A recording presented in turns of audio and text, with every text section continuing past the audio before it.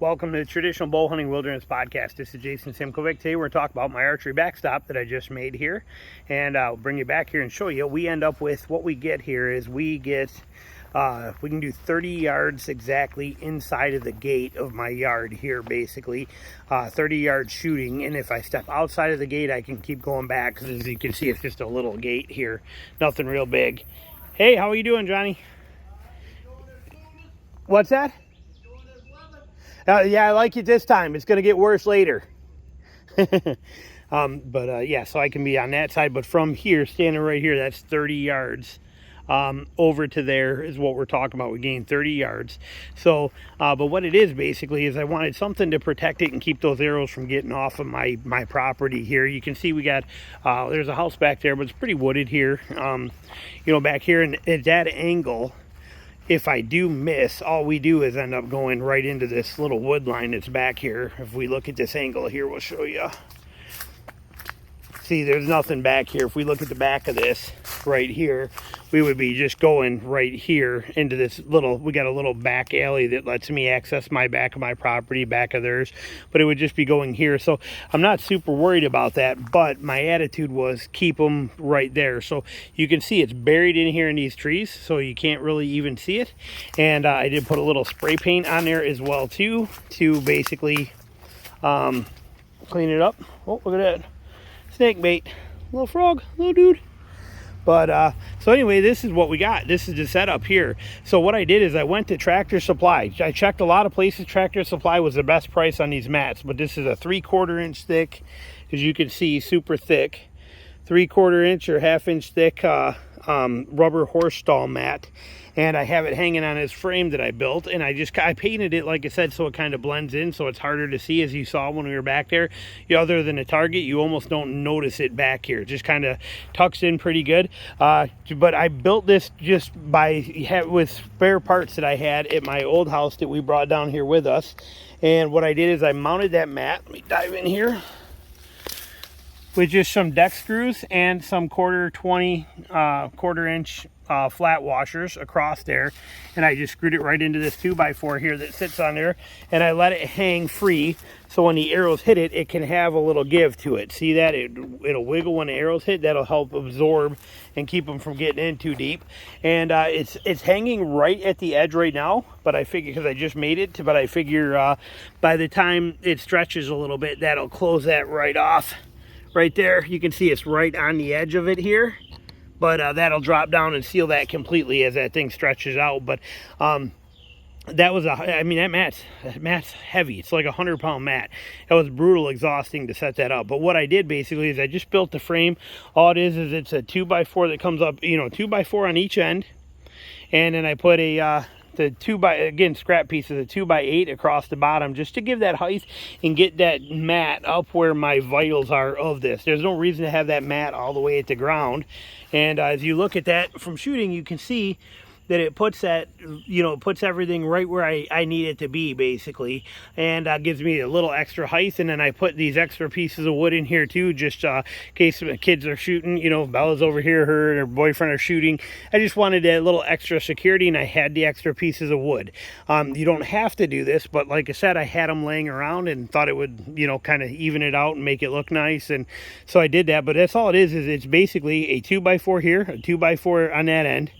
I put the 2x8 down on here. Once I had those, I laid all this stuff out. I laid the mat flat on the ground.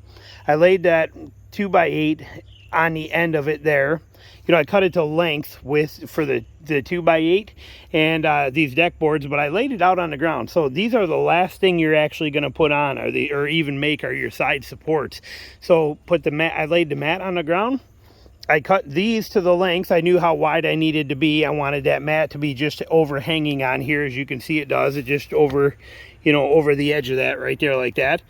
But so I laid the mat on the ground. I laid the 2x8 at the bottom of it where I wanted it to be.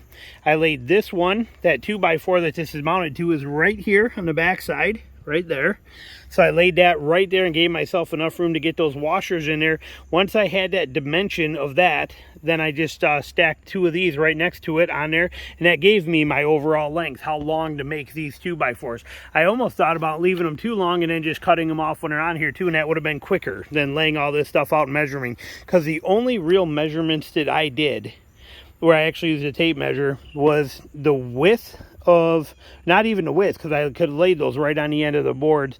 No, I did. I had to measure this one to make sure that I was going to be the right length for that, to get those 2x4s out far enough on the sides, and then for the total overall height. But like I said, you could almost leave that too long and then just cut that 2x4 off when you're done and save yourself the hassle. Other than that, I didn't use a tape measure for anything. I just took a piece of wood and I leaned it there to here, and I just kind of marked it and cut it. I mean, like I said, nothing fancy, but I got the 2 side support braces here that come across. Okay, this L shape, which is going to keep that upright. Very, very simple in design. And in the corners here, you can see that I put in a just another little piece of 2x4 right here to brace and hold those together, rather than just using a toenail in the end. And it works very good. Like I said, it did not take long. I'll bet I got an hour into building this. And like I said, the wood was all scrap wood not scrap, but spare wood that I had at my old house that I brought down here knowing I was going to make this project. So really, this is like 50 bucks for me for the price of that mat is what I got invested in this. So not too bad. And and a can of spray paint, which I needed to work on some spots on the boat anyway, for some cases I made. So realistically, like I said, this project was a $50 kind of deal. Nothing expensive, nothing hard to make, but you can see that it gives me, you know, you got a 4x6 mat size here. Okay, this is 4 foot by 6 foot on a mat, and then you're gaining another you're gaining another 6 inches, 7 inches here, and you're gaining another almost foot right there. So overall, if we were to put a tape on this, let's grab a tape measure here, and we can see, oh, wrong one. Grab a tape. Let's see what we're talking about on this thing as far as protection wise from arrow loss.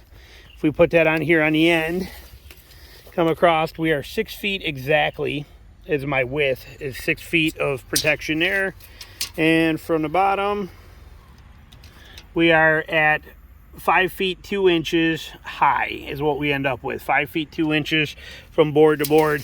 So it gives us a pretty good backstop. And like I said, when you come back here and look at it from this standpoint, you can see that it's just about perfect. And now I have no intentions of purposely hitting this mat. There will always be a target in front of it. There will be this target, and it'll be a bag target that I'll have set up that I can just put either one there I want.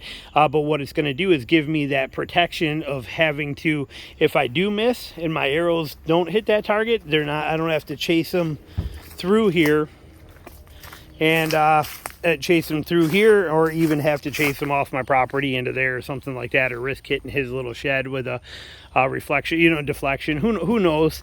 Point being that it's just going to keep all my arrows right there where they're supposed to be. So that is the plan for that. And again, super easy to make, super simple. I did not overthink it.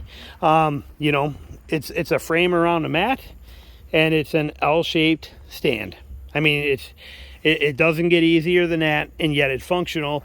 And like I said, when you're back here ways, it pretty much just kind of hides in and blends in, it's just not obtrusive. It doesn't look ugly there in a big mess or an eyesore or nothing like that in the corner of the yard. So here we are at 20 yards right here, and like I said, looks pretty good. So there you go, just a little tip for you on how to do something like that if you wanted to make your own. That gives you hopefully some helpful pointers. Thanks for watching. All right, bye.